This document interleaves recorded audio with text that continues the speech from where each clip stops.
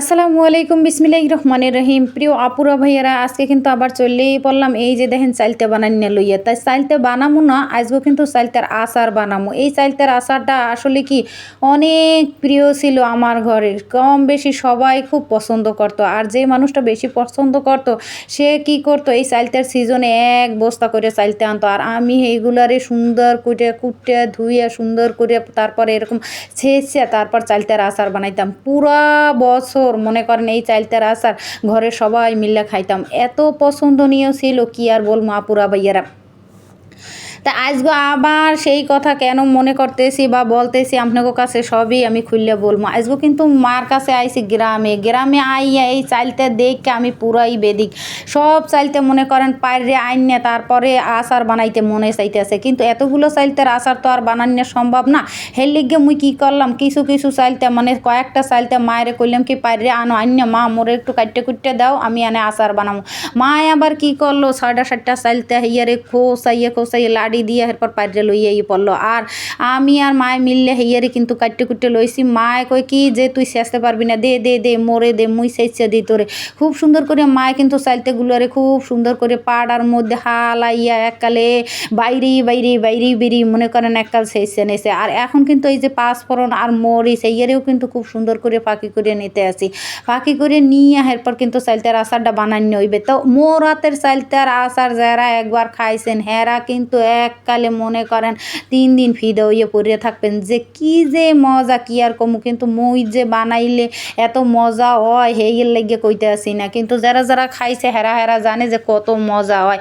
আজকে এই চাইলতের আচার এইরকমই প্রসেসিং করে বানামো। আর ভাবলাম যেহেতু চাইলতের আচার আয়ার আগে আর বানাইয়া কোনো সময় আমার মনে করেন এই পেজে ছাড়া হয় না, এই জন্য ভাবলাম যে আজকে এই চাইলতের আচারটা তারপর রেসিপি হিসাবে আপনি করে দেখামো। খুব সুন্দর করে মশলা একাল ঘন্ট করে একালে বাড়া হয়ে গেছে। এখন কিন্তু কড়াইয়ের মধ্যে আইয়ে পড়ছি তেল দেওয়ার লাগে। এককাল খাঁটি সরিষার তেল কতগুলো দিয়ে লইছি। এখন কিন্তু এর মধ্যে এই যে ছেঁচুন্য চালতেগুলো আছে না, বেরি যে ছেঁচলাম সেই চালতেগুলো আর এখন দিয়ে দিম ওই তেলের মধ্যে।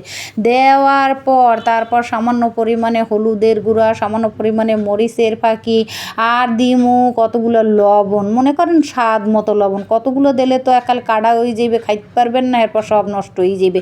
কিন্তু পরিমাণ মতো দিতে হইবে। পরিমাণ মতো কতটুকু লবণ দিলাম, দিয়ে এখন কিন্তু হলুদের গুঁড়া দিমু, মরিচের ফাঁকি দিমু, আর একটু মনে করেন ভাজা জিরার ফাঁকি দিমু দিয়েটি, আর ওই যে মশলাটা ফাঁকি করে রাখছিলাম এইটা দিমু। আর কিন্তু এখানে কিছু মনে করেন 1 কাপ পরিমাণে চিনি দিমু। আপনারা যারা ঝাল খাইতে চান, মিষ্টি একেবারেই দিতে চান না, এরা কিন্তু চিনিটারে বাদ দেবেন। আর চিনিটা দিলে কিন্তু অনেক মজা হয়, ঝাল মিষ্টি কিন্তু হয়। আর যারা বেশি মনে করেন ঝাল পছন্দ করেন হেরা কিন্তু বেশি করে একবারে জাল দিয়ে দেবেন। আমি আজকে ঝাল করিয়া বানামো। আর এই চাইলতের আচার বানাইতে বইছি বাইরে বাই আশেপাশে থেকে মনে করেন মাইয়া পোলার আর অভাব নাই। কাঁচা থাকতেই হেরা 1টা 2টা খাইয়ে বইয়ে রয়েছে, আরও আচার বানামো এরপর খাইবে হেয়ের লেগে বইয়ে রয়েছে।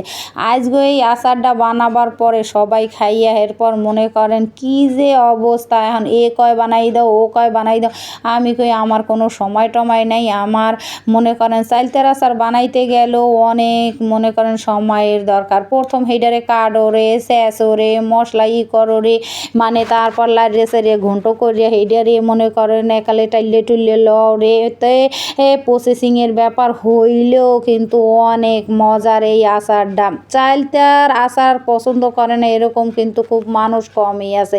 আর আমার মাইয়ে পোলার কথা আর কি কম, হ্যাঁ যদি কই তাই আপনারা খালি কইবেন কি আপনার মাইয়ে পোলায় পিঠা পছন্দ করে, আচার পছন্দ করে একাল হকল, তাই আপনার মাইয়ে পোলায় পছন্দ করে। আপুরা ভাইয়েরা, আমার মাইয়ে পোলা বলতে কথা না, টক জিনিসটা কম বেশি সবাইরই পছন্দ। আর মাইয়ে পোলায় ছোটো গুঁড়োগাড়ায় কিন্তু বেশি টক খাইতে পছন্দ করে। আর মিষ্টির জিনিসও কিন্তু মাইয়ে পোলায় বেশি পছন্দ করে। দেখেন একবারে কালারটা সেই সুন্দর হয়েছে, অনেক মজার হয়েছে। আপনাগো কাছে আর কি কম আপুরা ভাইয়েরা, এত সুন্দর করে প্রসেসিং করে বানাইছি সবগুলো, মানে দেখতেও যেমন সুন্দর হয়েছে, খাইতেও অনেক মজা হয়েছে। আল্লাহ হাফেজ।